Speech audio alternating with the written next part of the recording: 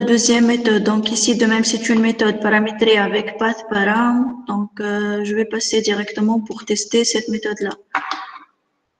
Bon, je vais commencer par la méthode get.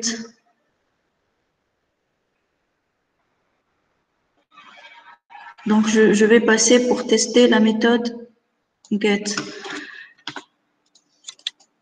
Pour la deuxième ressource, c'est exactement le même principe. Donc ici, c'est une méthode qui permet de récupérer la liste de tous les logements. Donc du coup, je vais directement passer à l'étape run as on a server. Bien sûr, n'oublions pas d'ajouter au niveau du fichier pom.xml donc les dépendances propres au serveur Tomcat qui sont déjà le core, containers, Gersai et la dépendance propre à la représentation JSON. Donc, c'est la dépendance JSON Jackson. Donc, run as on a server.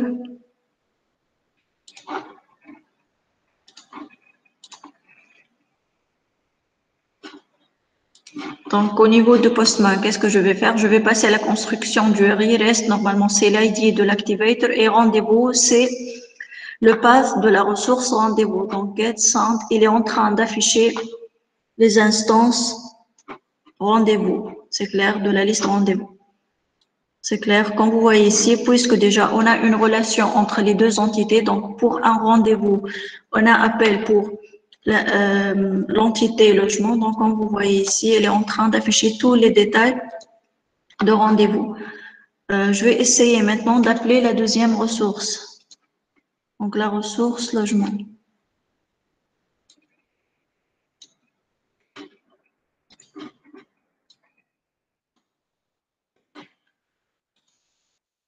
Donc, voici, il est en train d'afficher les instances de la liste logement.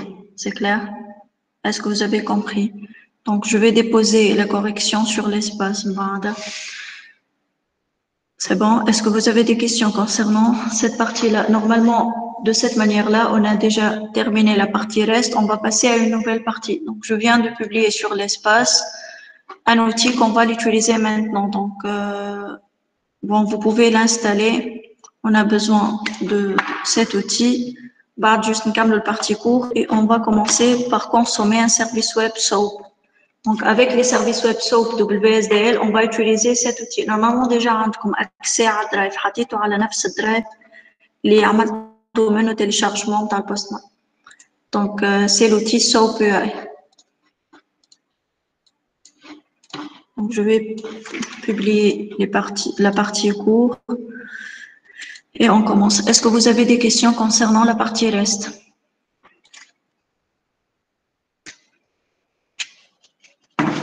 C'est clair?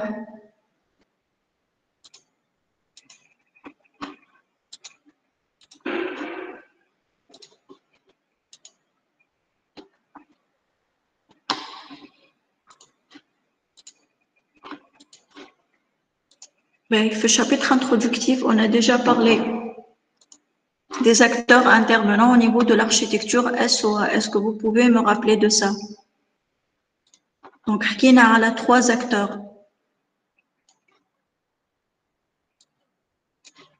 J'ai envie comme le chapitre introductif pour vous rappeler de ça.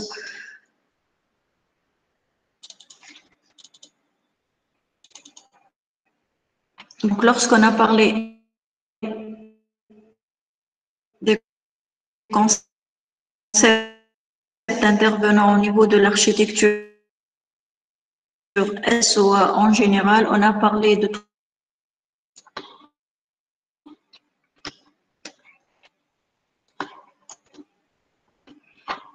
donc l'architecture AD, on l'a déjà expliqué.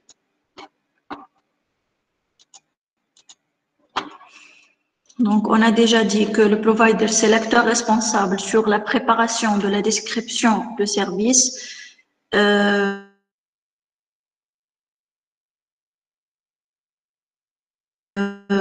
dans laquelle on va définir. Donc, normalement, pour la deuxième famille WSDL SOAP, la description de service consiste en la préparation de fichiers WSDL. C'est le même principe.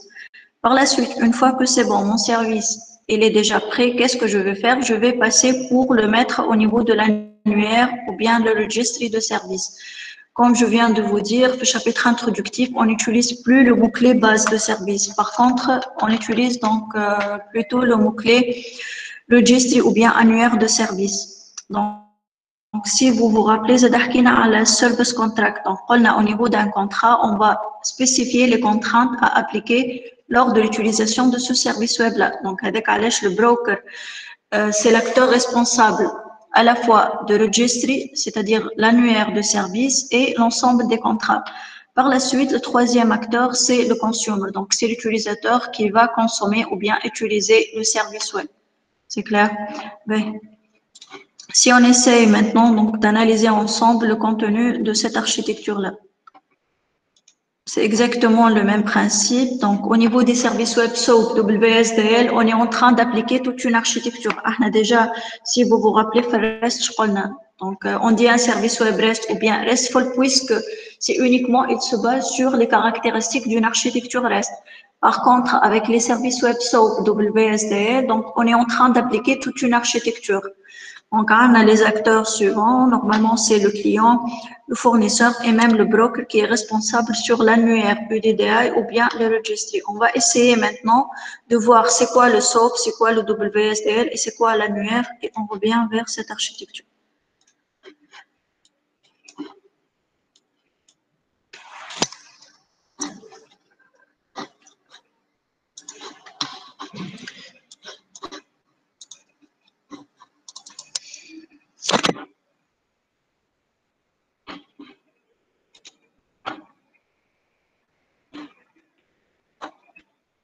Okay, donc, je vais commencer par le WSDL.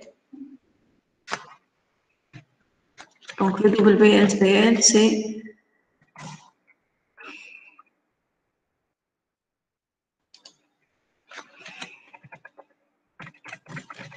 Web Service Description Language. C'est un langage qu'on utilise pour la description des services web. Autrement dit, donc c'est un fichier XML avec l'extension .wsdl. Au niveau de ce fichier-là, je vais donner la définition complète d'un service. Qu'est-ce que ça veut dire ça? Donc, je vais spécifier l'ID de service, l'ensemble des inputs, l'ensemble des outputs et l'ensemble des opérations. Donc, c'est un langage utilisé pour la description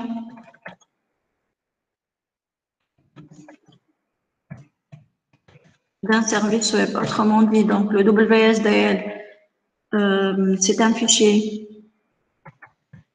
XML avec l'extension .wsdl. C'est clair? Ben, je vais passer au deuxième concept. Donc, on a l'UDDI, c'est l'annuaire.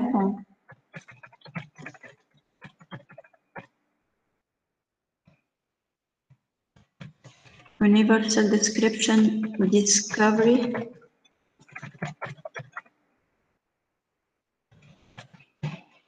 Donc, l'annuaire UDDI, en fait, c'est l'annuaire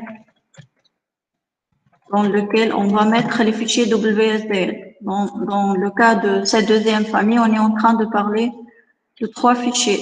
Donc, ici, si on dit description de service, en fait, en premier lieu, je vais préparer le fichier WSDL. Par la suite, je vais passer pour le mettre au niveau de l'annuaire UDDI.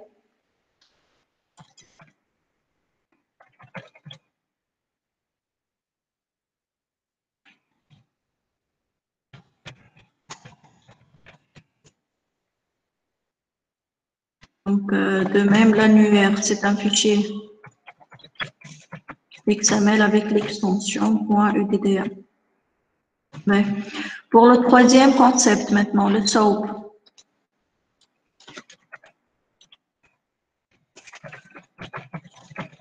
Simple Object Access Protocol, donc c'est le protocole de communication utilisé pour la deuxième famille. Que ce soit donc entre deux services web ou bien service web et un client. Ou bien entre un service web et un client. C'est clair? Donc, de même, le SOAP, c'est un fichier XML avec l'extension .soap.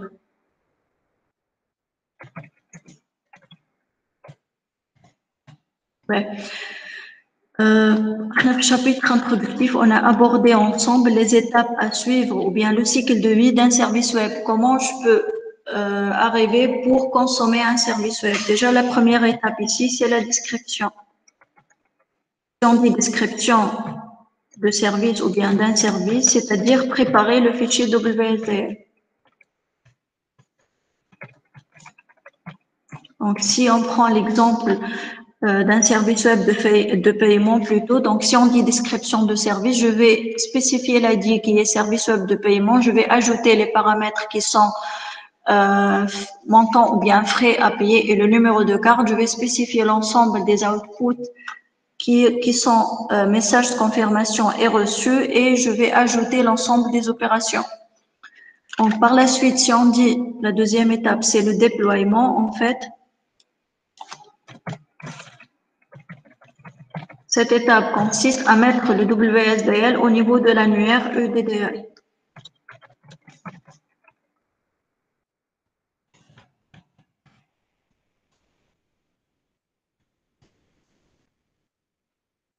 C'est clair? Mais pour la troisième étape, publication, c'est-à-dire rendre le service web publié au niveau de l'annuaire EDDI.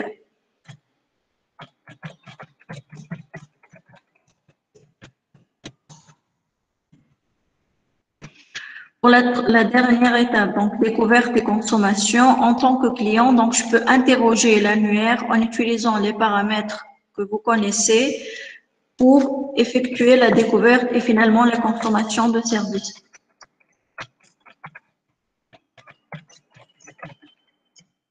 Donc, interroger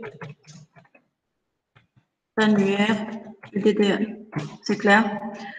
Bon, pour votre programme directement, on est en train d'utiliser le serveur qui marche le reste. Donc, le registre, c'est quoi? Donc, c'est directement le serveur. C'est clair? Est-ce que vous avez compris le rôle de chaque concept ici, le WSDL, le DDI et le SO? Est-ce que vous avez compris, s'il vous plaît, avant de passer? C'est bon? Est-ce que vous avez compris? Ben, donc, on passe maintenant pour expliquer ensemble cette architecture. Donc, comme je viens de vous dire, au niveau de la deuxième famille, on est en train d'appliquer toute une architecture. Donc, la première étape, normalement, c'est description de service. Par la suite, puisque, donc, en tant que fournisseur, je vais publier ce service web-là. Donc, par la suite, en tant que client, puisque déjà le service web dont vous avez besoin existe au niveau de l'annuaire, je peux l'interroger en spécifiant les paramètres que vous connaissez. Par exemple, vous connaissez que pour utiliser le service web de paiement, vous avez besoin de savoir le montant et le numéro de carte bancaire. Donc, vous pouvez utiliser ces informations pour interroger l'annuaire et finalement, trouver le service web dédié. Donc, c'est pour cela, au niveau de la deuxième étape, chercher un service, ou plutôt je cherche un service, c'est-à-dire interroger l'annuaire. Par la suite, donc voici les coordonnées du serveur, puisque déjà le service web existe au niveau du serveur, donc vous avez besoin de savoir quelques informations à propos du serveur, par exemple le port, l'emplacement, ainsi de suite. Donc, en quatrième lieu, quel est le format d'appel du service? Donc, il faut spécifier le format d'appel. Par la suite, donc voici le contrat. Le fournisseur va vous proposer l'ensemble des WSDL, donc qui contient les paramètres déjà mentionnés. Donc, si on revient vers le même exemple, comme service web de paiement, donc le fournisseur va retourner l'ensemble des WSDL qui contient ces deux paramètres, frais à payer ou bien montant à payer et le numéro de carte. Par la suite, donc le client peut définir sa requête. Bien sûr, la communication entre le client et le fournisseur s'effectue à travers le SOAP. Donc, le client définit sa requête au niveau de fichier SOAP. Par la suite, normalement, c'est le protocole de communication utilisé, mais ça reste un fichier. Donc, j'en ai besoin d'utiliser un protocole de transport pour transporter ou bien pour transmettre ce fichier-là, donc vers le fournisseur. De même, donc, si le fournisseur va donc fournir le résultat attendu auprès de client. Donc, il va de même utiliser le fichier SOAP pour spécifier ce résultat-là. Donc, par la suite, la réponse va être transférée vers le client. Est-ce que c'est clair?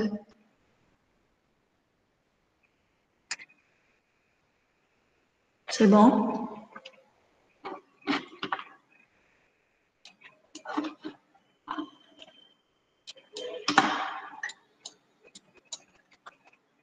Est-ce que vous avez compris, s'il vous plaît?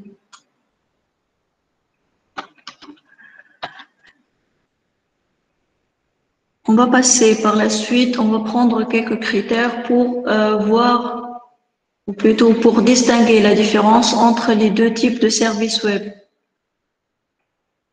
Mais pour le moment, est-ce que vous avez compris ce qu'on est en train de voir jusqu'à maintenant? Donc, c'est juste, je suis en train d'expliquer cette architecture-là.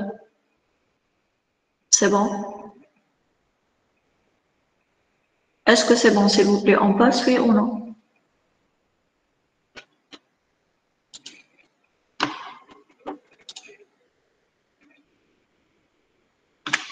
Oui. Donc, tant que c'est fait, normalement, c'est bon.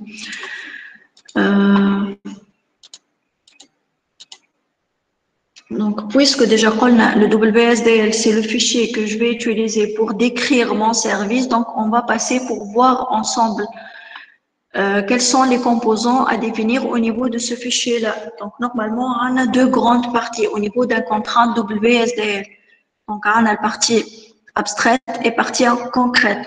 Donc, dans la partie abstraite, je vais trouver les composants qui sont indépendants de l'environnement, ou plutôt du changement de l'environnement. Par contre, au niveau de la partie concrète, je vais trouver les éléments qui sont dépendants de l'environnement. Donc, je vais vous donner un exemple.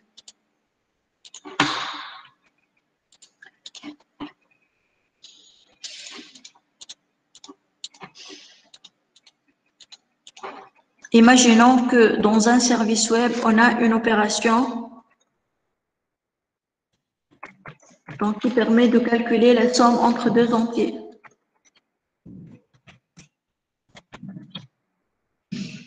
Donc, on a l'accès pour cette opération à travers deux protocoles. Et je vais utiliser le même exemple.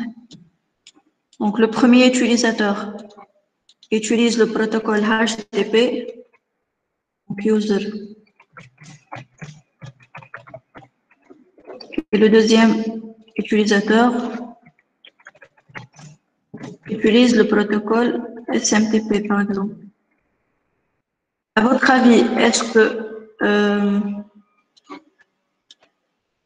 donc, si on suppose que l'opération existe au niveau de la première partie, indépendamment de son nom, et la deuxième, donc la deuxième, c'est-à-dire le protocole utilisé, donc existe au niveau d'une autre partie, est-ce que l'opération donc dépend du changement? Le changement ici, donc c'est le protocole utilisé. Donc la question qui se pose ici,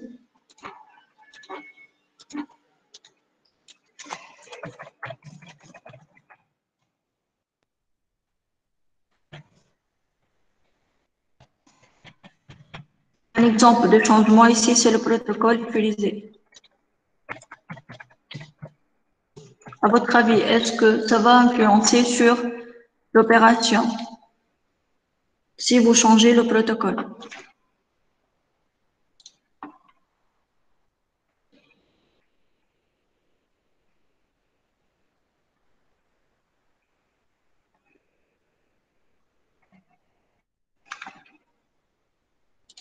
Allô, vous y êtes? J'attends une réponse.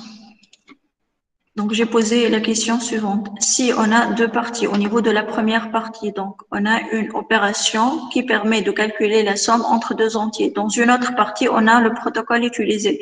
Donc, ici, on a l'accès pour l'opération calcul à travers deux protocoles. Ici, c'est le HTTP et le deuxième, c'est SMTP. À votre avis, est-ce que le changement du protocole va influencer sur l'opération?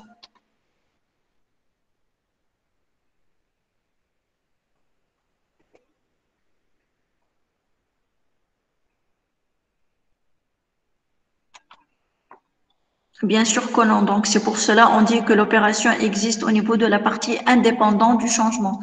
Donc, on est en train de parler de la partie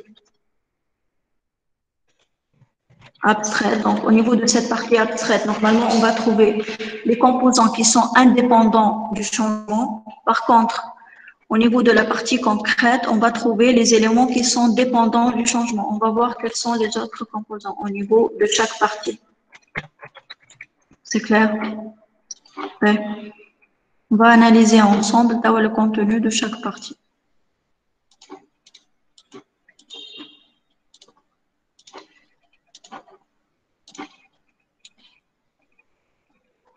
Donc, je vais commencer par la partie. Donc, au niveau de cette partie-là, on va trouver les éléments qui sont indépendants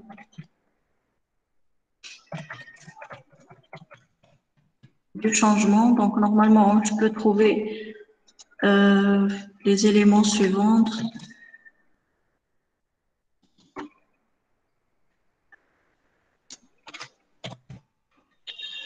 Donc, le premier composant de la partie abstraite, c'est le port type. Donc, au niveau de port type, qu'est-ce que je vais trouver? Mais on va prendre un exemple. Donc, je vais prendre l'exemple d'un service web de calcul. Si on dit calcul, donc au niveau de service web, là, on a 4 méthodes de calcul. La soustraction, la multiplication, l'addition et la division. Donc, service web de calcul. Mais au niveau de portable, qu'est-ce que je vais trouver? Normalement, je vais trouver la liste des opérations. Donc, je vais trouver une méthode d'addition, une méthode de soustraction, indépendamment des paramètres et des détails de chaque méthode. Donc, au niveau de cette partie, on va trouver la liste des opérations. C'est clair? Puisque déjà, si vous vous rappelez, au début de la séance, donc je vous ai dit que ce soit le WSDL, SOAP ou bien UDDI, ce sont des fichiers XML ou même le chapitre introductif. Donc déjà, on a vu la différence entre les deux services côté de données. Donc pour les services web SOAP WSDL, on est limité uniquement à l'utilisation du WSDL. Mais les notions, les XML, XSD, on va les voir dans cette partie-là.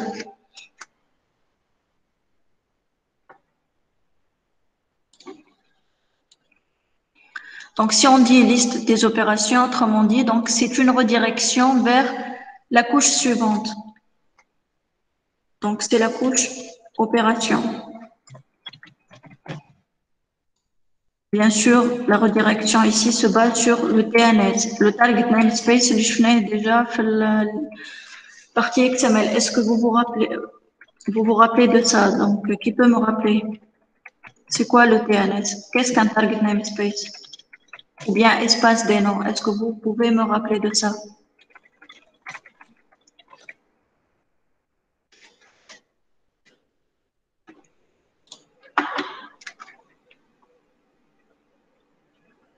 Est-ce que vous pouvez me rappeler c'est quoi le TNS ou bien le Target Namespace? Je venais déjà fait la partie XML, XSD.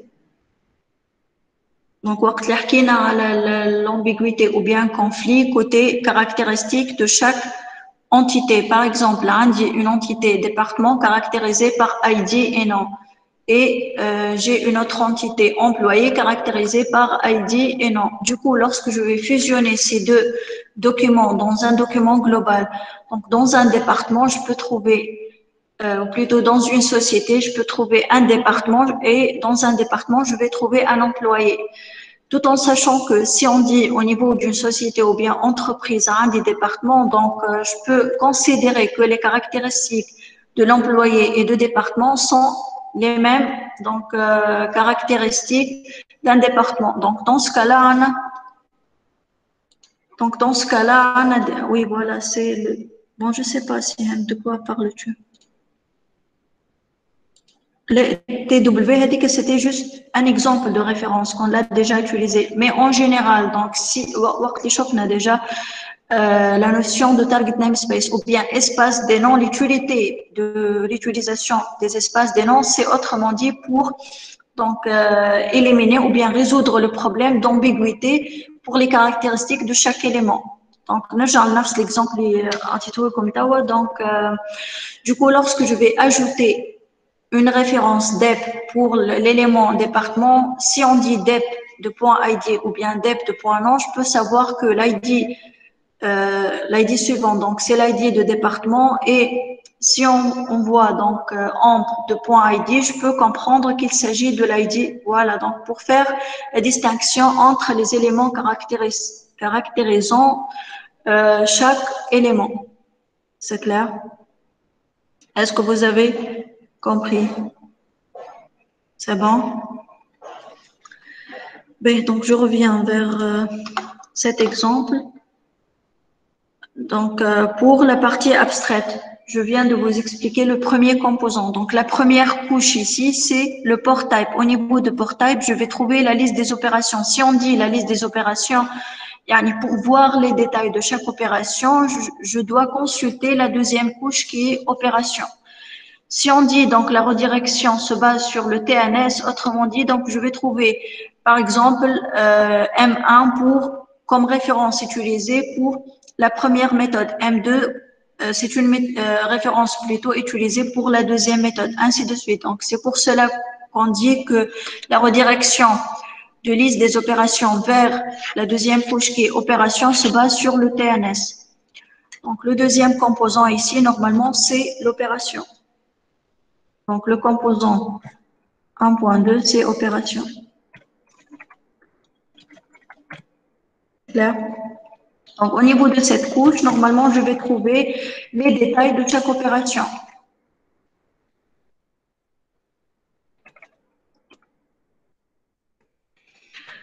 Sachant que pour les services web SOAP, on a déjà des méthodes prédéfinies. Donc, c'est juste les requêtes. Lorsque je vais exécuter la requête, je vais avoir la réponse. Par contre, ici, avec les services web SOAP, WSDL, pour chaque méthode, il faut définir une réponse. Donc, si je vais revenir vers la deuxième couche qui est opération, je vais trouver les deux messages input et output pour chaque opération. On va prendre un exemple. Donc, normalement, pour chaque opération, je vais trouver deux messages. Input et output. Mais je vais prendre l'exemple de l'opération de calcul somme. Si on dit message input et message output. Donc, l'opération ici, addition. Donc, pour le message input, qu'est-ce que je vais trouver? Message input, c'est-à-dire pour effectuer l'addition entre deux entiers, vous avez besoin de quels paramètres? Normalement, j'en ai besoin d'ajouter deux paramètres de type entier, A et B. Bon, je peux ajouter le S. B, message output, c'est-à-dire après avoir exécuté cette méthode, qu'est-ce que vous allez obtenir en sortie? Message output, donc S égale A plus B. C'est clair? Est-ce que vous avez compris? Qu'est-ce que ça veut dire message input et message output? Donc, si on dit au niveau de la deuxième couche qui est opération ou bien couche opérationnelle, on va trouver les détails message input et output de chaque opération. Pour la deuxième opération, la soustraction, c'est le même principe. Pour le message input, je vais trouver les variables ou bien les paramètres A et B. Pour le message output, je vais trouver D, par exemple, égale A moins B. C'est clair, c'est le même principe. Est-ce que c'est clair? C'est bon? Ben, puisque déjà, chaque opération a deux messages. Donc, on peut dire que c'est une redirection vers la couche suivante qui est couche message. Est-ce que vous avez compris?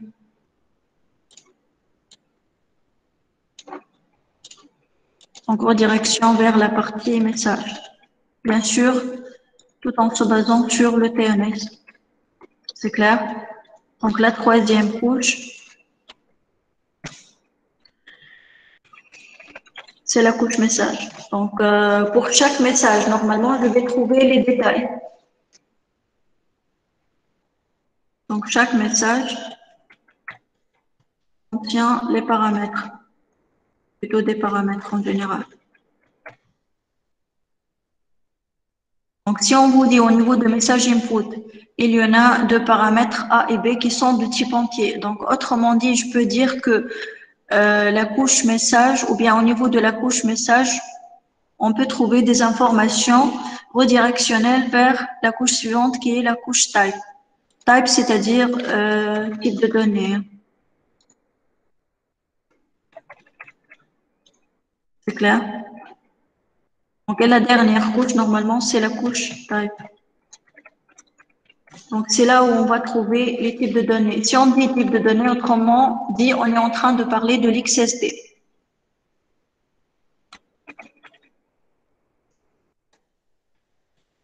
Autrement dit, c'est le fichier XSD. N'oublions pas que l'utilité de l'XSD,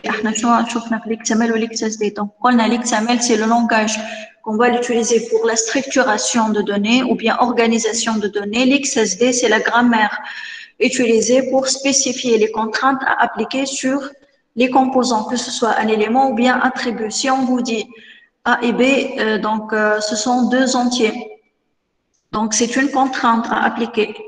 Donc, cette contrainte doit être définie au niveau du fichier XSD. C'est clair? Donc, si on dit type de données, on est en train de parler de l'XSD. Est-ce que vous avez compris concernant la première partie? Est-ce que c'est clair pour les différents composants?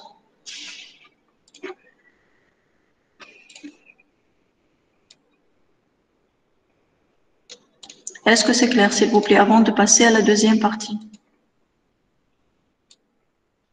Bien sûr, ici, je suis en train de parler des composants.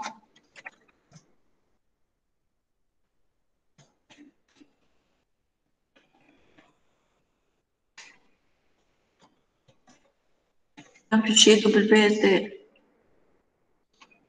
C'est clair? Est-ce que c'est clair? Est-ce que c'est bon, s'il vous plaît? La question واضحة oui ou non? Si فما حاجة مش واضحة, donc je peux répéter. Oui, d'accord. Donc on passe à la deuxième partie. Donc pour la deuxième partie, c'est la partie concrète. Normalement, au niveau de cette partie-là, on va trouver les éléments qui sont dépendants du tout changement. À votre avis, qu'est-ce que je peux trouver au niveau de cette partie-là?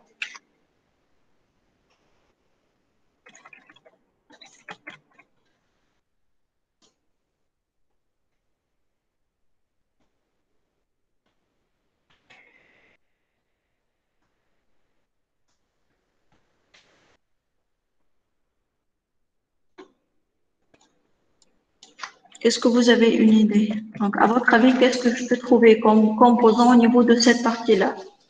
Donc, normalement, je peux trouver l'URI puisque, je peux changer l'URI déjà. Je peux trouver le changement côté service. Si on dit service, c'est-à-dire le port. C'est clair? Donc, je vais commencer par le premier composant, c'est service. Donc, bien sûr, on est en train de parler de la description physique de service. Par exemple, documentation, port, ainsi de suite. Donc, le port dépend du changement.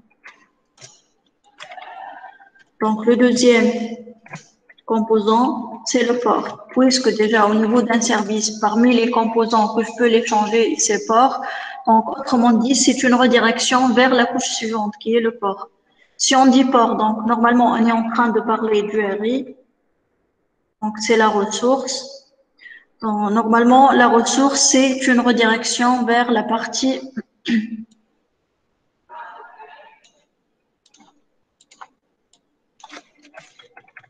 vers la partie binding. La partie binding, c'est la partie que je vais l'utiliser pour établir la relation entre la partie concrète et la partie abstraite.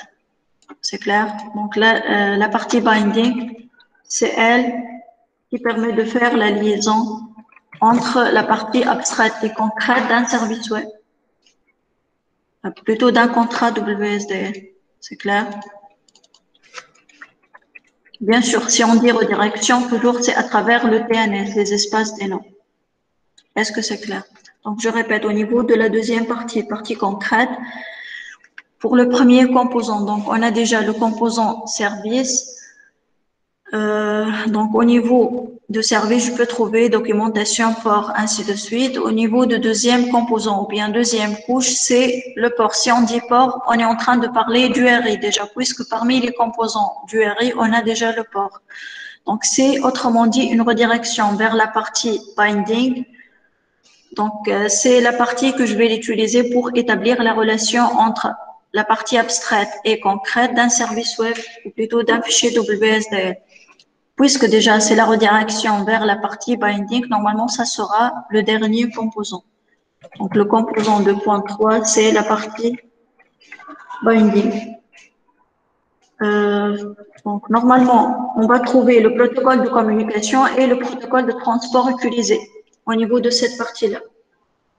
Donc on a déjà le 2.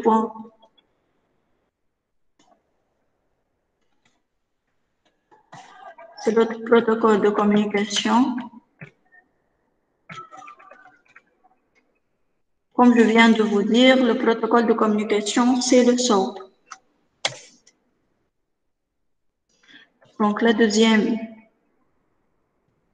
partie de la partie binding, disons, c'est le protocole de transport utilisé.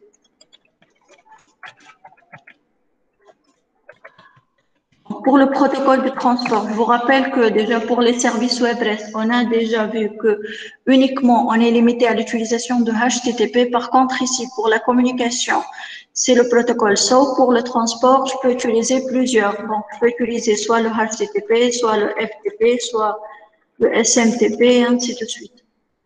C'est clair? Est-ce que vous avez compris? C'est bon?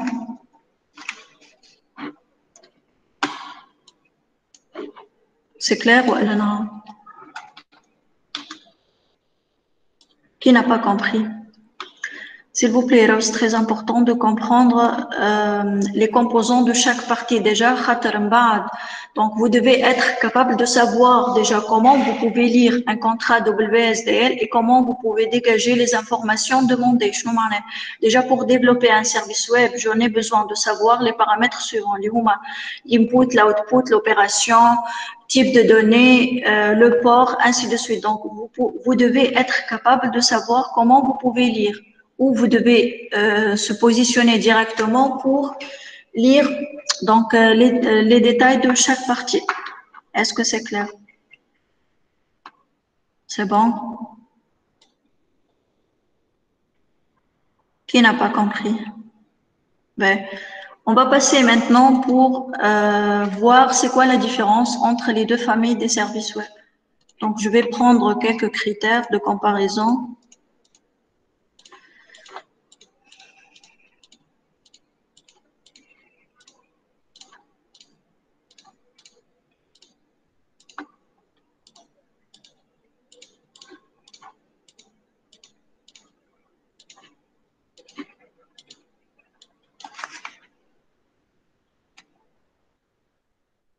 Donc, service web REST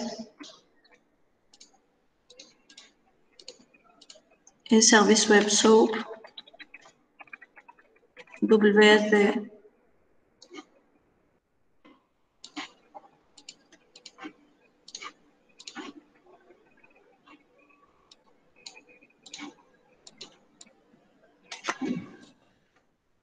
Je vais commencer par le premier critère, côté architectural.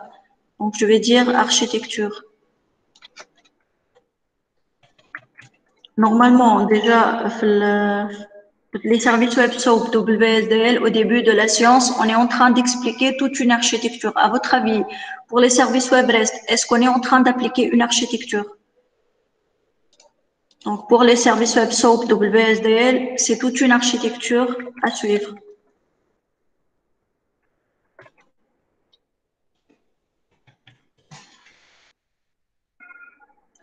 Pour les services web REST, déjà, on a dit qu'on dit un service web REST puisqu'il se base uniquement sur l'architecture REST. L'architecture REST, c'est un style d'architecture à suivre ou bien à appliquer. Donc, c'est juste un style d'architecture ici.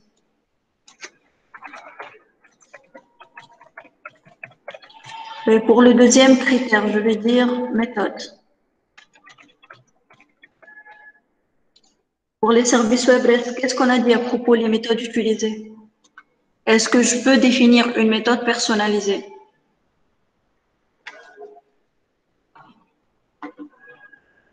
Non, donc les méthodes sont déjà prédéfinies. Uniquement, on est limité aux méthodes get, post, put et delete. Par contre, pour les services web SOAP, WSDL, les méthodes sont personnalisées. Oui, donc les méthodes sont déjà personnalisées ou bien personnalisables. Personnalisables. Maintenant, côté format du données, format ou bien représentation. Normalement, pour les services web REST, on peut utiliser plusieurs. Donc déjà, on a testé avec le JSON, XML, texte, ainsi de suite. Oui. Par contre, pour les services web SOAP WSDL, on est limité uniquement à l'XML. Voilà, donc c'est juste l'XML. Pour le protocole de communication utilisé.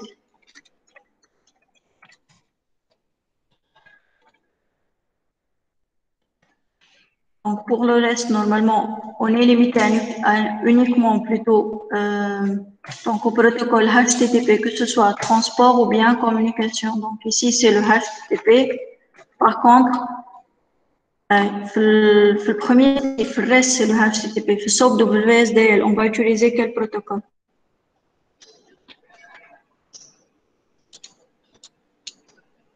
C'est le protocole SOAP, شفناه déjà. C'est clair? C'est le protocole utilisé. Pour le protocole de transport maintenant. Donc, de même, pour le reste, on est limité au protocole HTTP.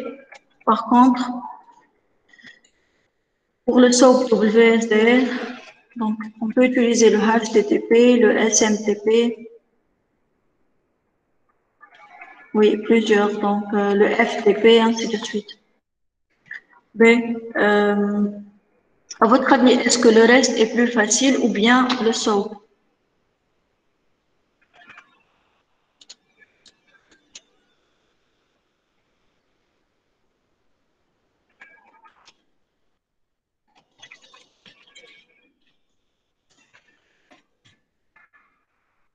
C'est le contraire, Sihem. Déjà, au niveau de SOAP WSDL, on est en train d'appliquer toute une architecture.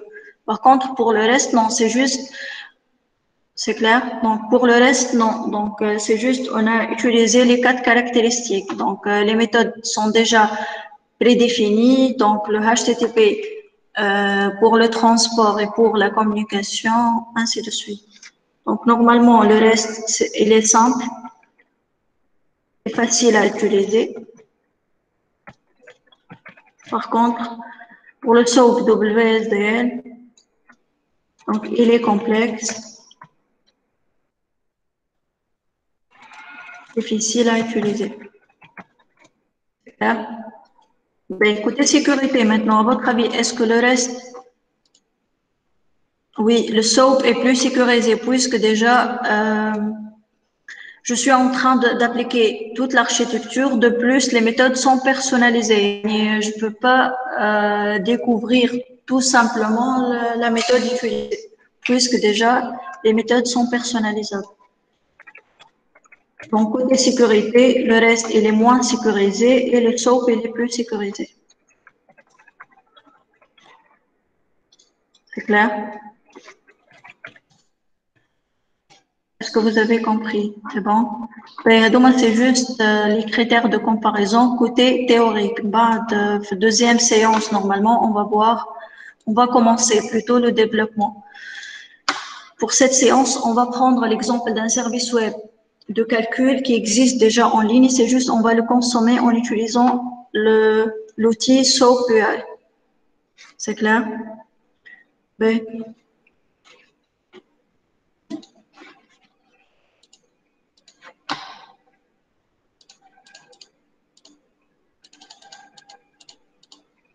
Donc, on a déjà vu les composants de chaque partie ou je prends l'exemple.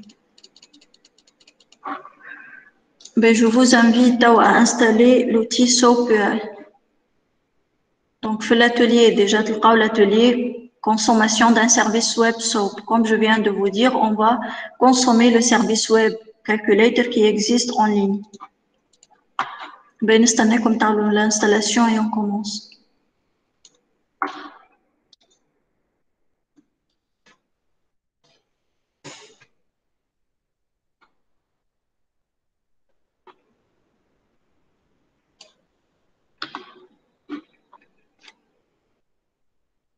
Donc, 2 minutes, nous comme temps de l'installation et on commence.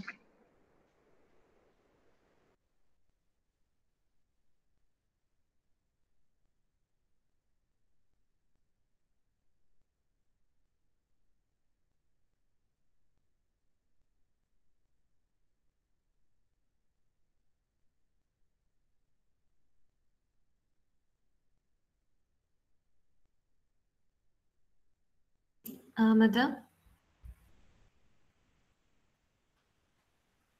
Madame?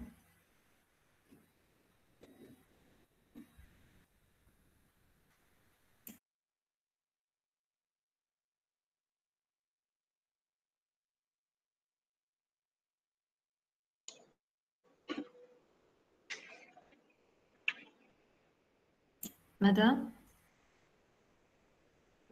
Allô?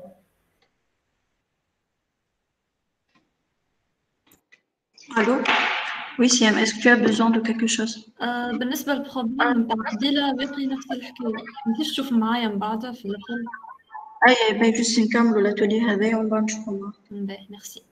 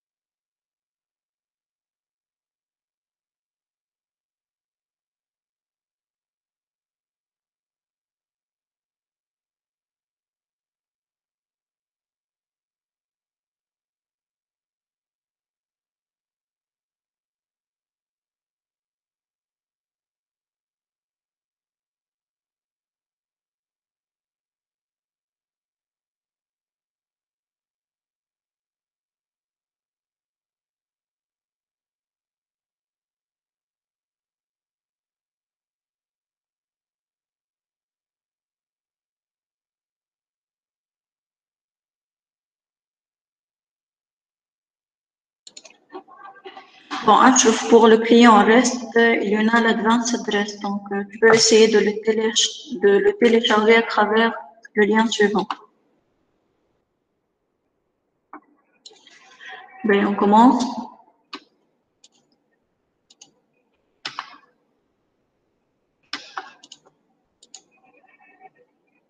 Donc, normalement, pour l'atelier, comme je viens de vous dire, on va consommer le service web calculator qui existe en ligne.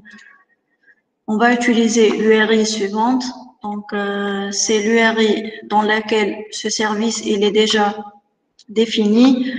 C'est juste, on a ajouté le point d'interrogation WSDL pour dire qu'à travers cette URI, uniquement, on a besoin de WSDL. Puisque déjà, si vous vous rappelez, Arkina a plus qu'un fichier, Arkina Zada a la SOAP. Donc, normalement, je vais trouver deux fichiers au niveau d'une URI. Donc, le WSDL, c'est un contrat utilisé pour décrire le service où je vais trouver le fichier SOAP. C'est le fichier dans lequel je vais trouver les messages transférés. Donc, si vous avez besoin de savoir le message transféré de service web 1 vers le service web 2, donc il suffit d'évaluer le contenu du fichier SOAP.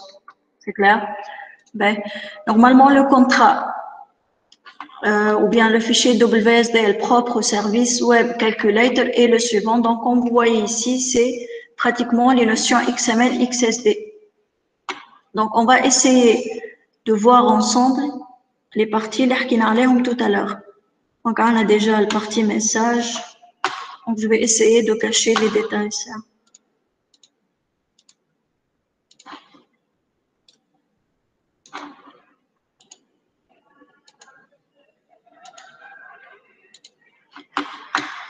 Ben, nous, normalement, on va trouver le target namespace utilisé. Donc, c'est le XMLNS ici. Donc, la référence utilisée, c'est TNS. Le target namespace, donc, normalement, c'est le même. أول partie شفناها شنو donc شفنا le port type. Au niveau de port type, qu'est-ce qu'on va trouver? Donc normalement je vais trouver la liste des opérations. Donc comme vous voyez, la première opération c'est addition, la deuxième opération c'est subtract, la troisième c'est multiply, la quatrième c'est divide. C'est clair? Donc avec la première type. Par la suite, donc, au niveau de port type, on a une redirection vers la partie opération. Comme vous voyez ici, la couche suivante, l'opération, on a les détails pour chaque opération. Comme je viens de vous dire, pour les services web SOAP, WSDL, pour chaque méthode, on va parler d'une réponse. Donc, je vais trouver déjà le message input et output pour chaque opération. C'est clair? Est-ce que c'est bon? Donc, par la suite, déjà, l'opération, on a une redirection vers la partie message. Donc, input et output pour la première opération. Si j'essaie maintenant de voir la partie message de la première opération. Donc, c'est add soap in et add soap out. Donc, fill in, qu'est-ce que je vais trouver? Déjà, paramètre, c'est pour dire que c'est une méthode paramétrée. Donc, je vais trouver ensemble des paramètres pour le message in. Pour le message out de même, donc je vais trouver des paramètres. C'est clair? Ben, par la suite, donc pour le message, je vais passer vers la couche suivante qui est la couche type. Comme vous voyez ici, donc c'est tout ça la définition de la couche type. Donc c'est pratiquement les notions XSD déjà vues. On est en train de définir le type de l'addition réponse, ainsi de suite. Donc, si on essaie d'analyser ensemble maintenant le type de la méthode add. Complex type, c'est pour dire quoi? Donc, je vous rappelle qu'on a déjà vu ce contexte, le partie XSD. Complex type, c'est que déjà cet élément possède des composants, que ce soit des attributs ou bien des éléments. Donc, normalement, je vais trouver deux paramètres qui sont int A et int B et qui sont de type entier. Si on définit ici min occurs égale à 1, qu'est-ce que ça veut dire ça? C'est que obligatoirement, par la suite, lorsque vous allez exécuter cette requête ou bien cette méthode, vous devez préciser des valeurs pour ces deux paramètres. C'est clair? Donc, c'est pour dire autrement dit, plutôt, c'est obligatoire. Pour la réponse de cette méthode-là, donc de même, complex type, c'est qu'au niveau de la réponse, on a ajouté un paramètre addResult. Autrement dit, la réponse, je vais la trouver au niveau d'une balise addResult. C'est clair? Le type de retour, donc, c'est int. Et c'est de cette manière-là toujours qu'on peut analyser un contrat ou bien un fichier WSDL. Donc, il faut savoir comment vous pouvez lire les détails pour chaque méthode. Pour la réponse, lorsque vous voyez ici type, il s'agit directement du type de cette méthode-là. C'est clair? Pour la deuxième méthode, donc subtract, de même, c'est une méthode paramétrée, donc ce sont deux paramètres. Int, c'est int A et int B qui sont de type entier. Au niveau de la réponse pour cette méthode, c'est subtract response. Au niveau de cette réponse, on va ajouter le paramètre subtract result qui est de type entier. C'est clair? Donc, et c'est de cette manière-là qu'on va définir les deux autres méthodes. C'est multiply response, divide et divide response. Est-ce que vous avez compris jusqu'à maintenant? C'est bon? Donc, ça reste les composants de la partie concrète. Les c'est la partie abstraite. On a déjà le port type, l'opération, le message, le type. Pour la partie concrète, normalement, c'est toujours vers le bas. C'est là où je vais trouver le port, le nom de service, ainsi de suite. Donc, au niveau de la partie WSDL, Service Déjà Name Calculator, c'est le nom de service. La partie Binding, donc c'est la partie utilisée pour établir la relation entre la partie concrète et abstraite. Location, normalement, c'est l'URI de service. Donc, le nom de port type, c'est SOAP, ainsi de suite. C'est clair? Est-ce que vous avez compris?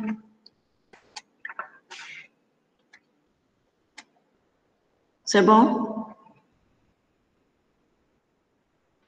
Ben, on va essayer maintenant de consommer ce service web-là. Déjà, on a analysé le contrat, le fichier WSDL, donc on va essayer de le consommer à travers l'outil SOAP-UI. Initialement, donc, vous allez trouver l'interface de SOAP-UI comme suit. Donc, je vais essayer en premier lieu de créer un projet de type SOAP. Donc, vous pouvez choisir donc cet angle ou bien File, New SOAP Project. Normalement, vous allez voir la fenêtre suivante. Il faut spécifier deux informations, project name. Donc, vous devez donner un nom à votre service. Je vais le nommer par exemple calculator. Initial WSDL, ici, c'est pour spécifier l'emplacement de WSDL, c'est pas l'URI. Hein. Donc, à travers l'URI, pour spécifier l'emplacement de WSDL, il faut ajouter le point d'interrogation WSDL. C'est comme suit. Donc, déjà, on a ajouté le point d'interrogation WSDL. Si j'essaie de supprimer le point d'interrogation, donc ça va donner la description textuelle de service. C'est clair? C'est bon? Est-ce que c'est bon? Donc, pour spécifier que vous êtes, ou plutôt vous avez besoin de voir le contenu de WSDL, il faut ajouter le point d'interrogation WSDL. Donc, je vais prendre la valeur de cette URI.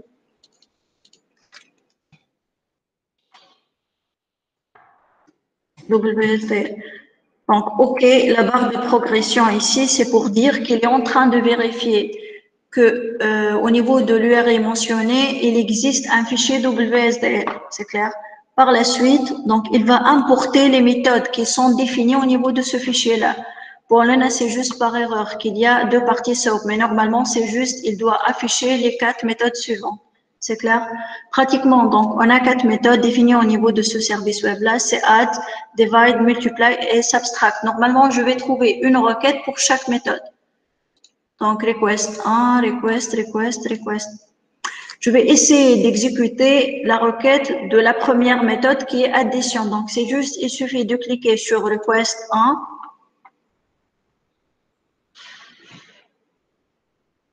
Donc, normalement, vous allez voir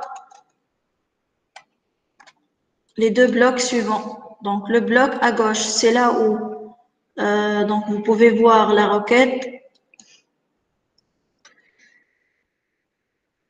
Dans le bloc à droite, c'est là où on va voir le résultat. C'est clair?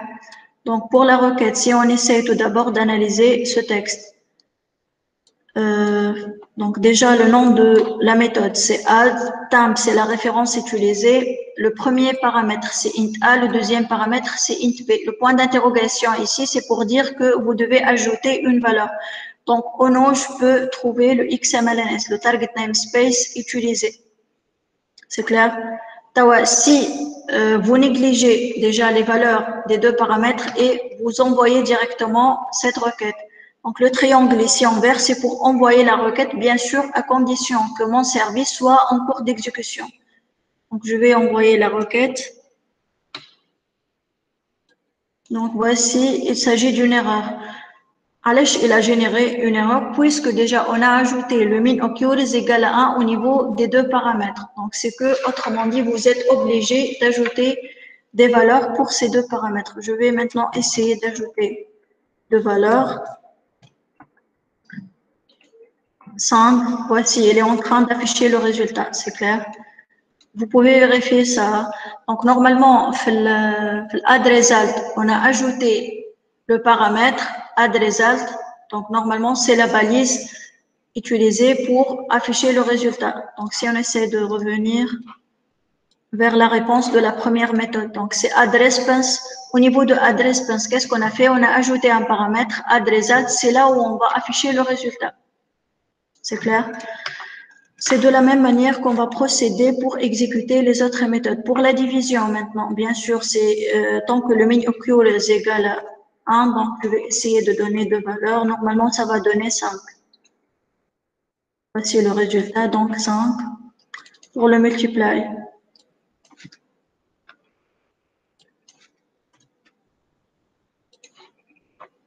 C'est bon? Est-ce que vous avez compris? Donc, pour la dernière méthode,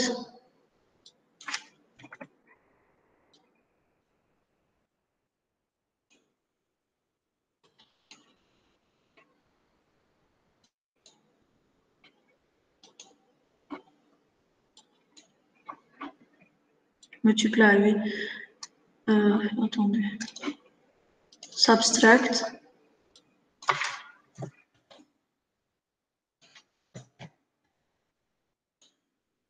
Ça va donner 9. Est-ce que vous avez compris? Bon, je ne sais pas si vous êtes en train de tester en même temps, mais est-ce que vous avez compris le principe? Est-ce que vous avez compris comment vous pouvez lire un contrat WSDL? C'est clair? Ben. Oui, donc normalement, la prochaine séance, Inch'Allah, on va commencer par le développement des services web SOAP. Il y en a deux méthodes. Soit je peux commencer par le contrat, donc je vais dégager les méthodes demandées, le type de retour des méthodes. Est-ce qu'il s'agit d'une méthode paramétrée, oui ou non? Donc je vais utiliser toutes ces informations-là.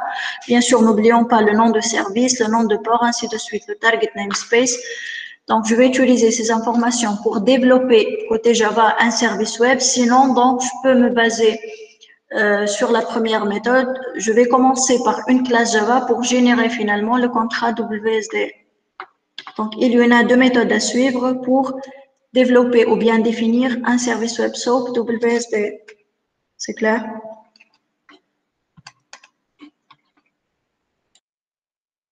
C'est bon? Est-ce que vous avez des questions concernant ce qu'on a déjà vu aujourd'hui?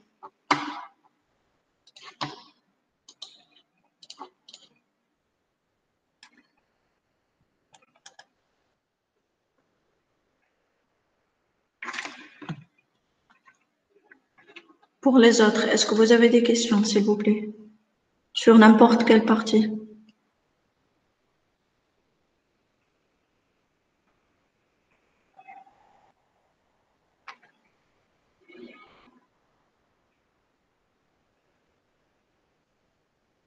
C'est clair? Ben, donc, tant que vous n'avez pas des questions, on va s'arrêter à ce niveau-là. Donc, comme je viens de vous dire, la prochaine fois, Inch'Allah, on va voir par détail les deux méthodes et on va passer, ou plutôt, on va commencer le développement. تنحط لكم les captures اللي خدمناهم هذوما والcorrection de l'atelier logement.